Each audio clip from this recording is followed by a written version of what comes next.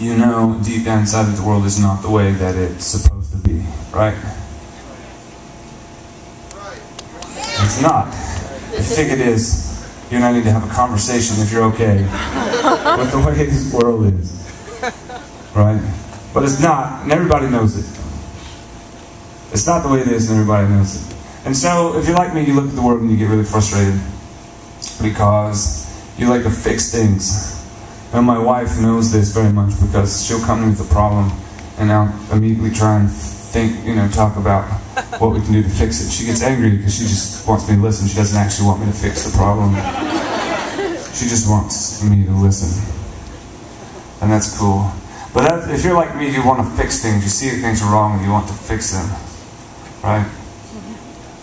I've had the opportunity to go to different countries in the world that some would call developing. I think they used to call them third world, but places where people don't live the way we live. Places where people sleep on the dirt. Places where people die really young. And places where children don't always get to grow up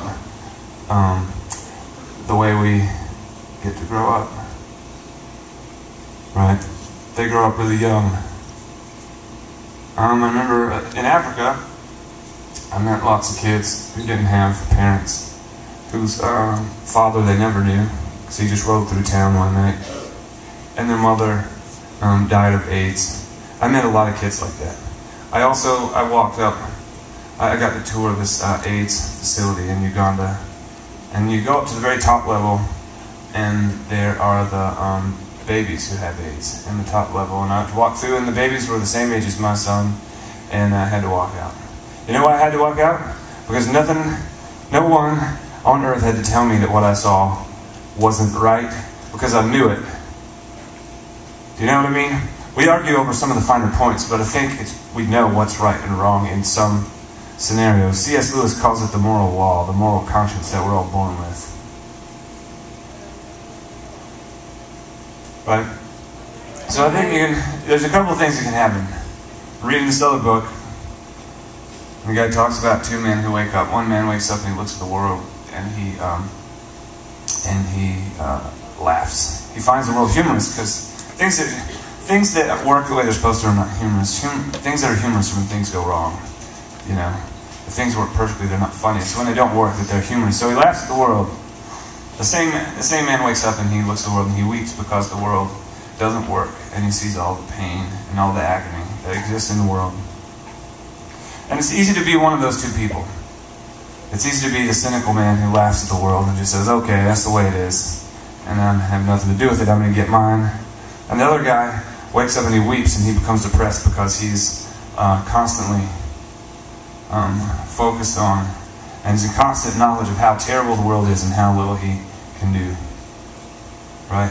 But see, I think there's a third person that you can be. And that's the person who is willing to actually do something about it.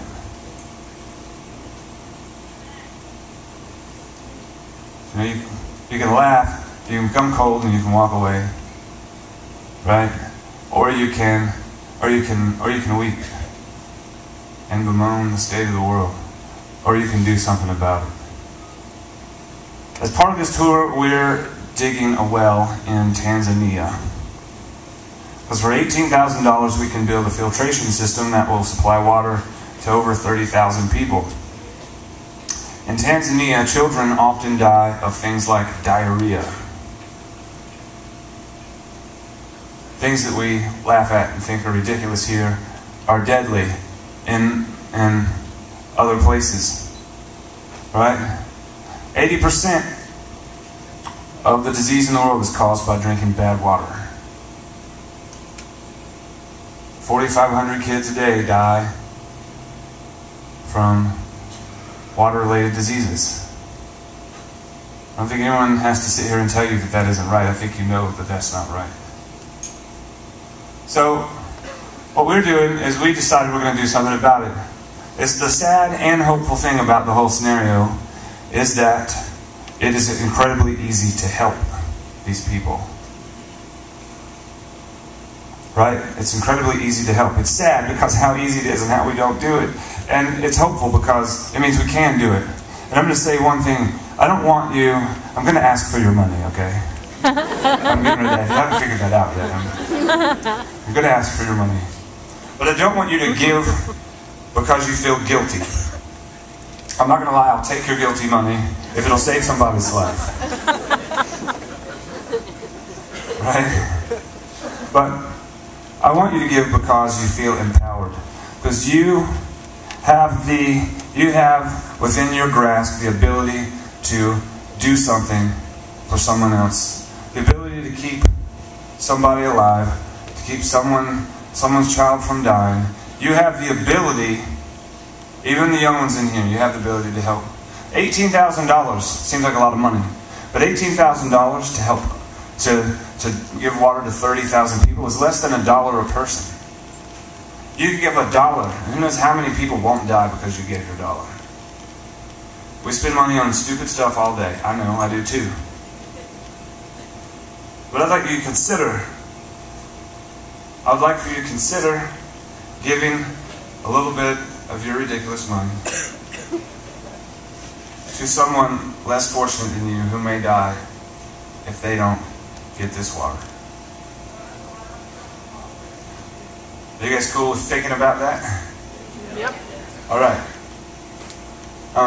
There is a bucket at the back at the merch table.